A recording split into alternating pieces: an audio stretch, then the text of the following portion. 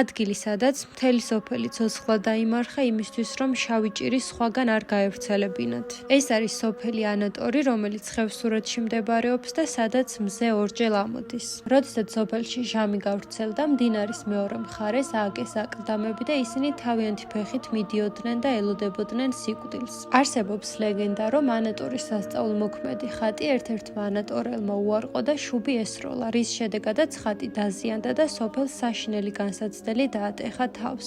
მეორე ლეგენდის თანახმად ანატორის ჯვარი ალავერდიდან გადასულა ანატორში.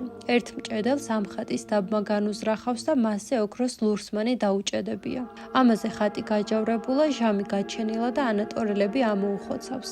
აკლდამებში გარდაცვლილთა ძვლები ისევ არის, მაგრამ დიდი ნაწილი გაძარცვული არის, რადგან ამ ადგილს არ ჰყავდა დამცველი. ამ სოფელში სახლობდა სისაურების გვარი, რომელიც სრულად გაწყდა. როგორც ამბობენ, გადარჩა ერთი 7 წლის ბავშვი, რომელიც თუშეთში ჰყავდათ გაგზავნილი. წლების შემდგომ ეს ბავშვი ისევ ხევსურეთში დააბრუნეს და შატილიონებმა ანატორელებს გამოუყვეს ცალკე ადგილი, რომელსაც ანატორ-ტყარი დაარქვეს. სწორედ ამ ადგილას დასახლდნენ სხვა გადარჩენილი ანატორელებიც.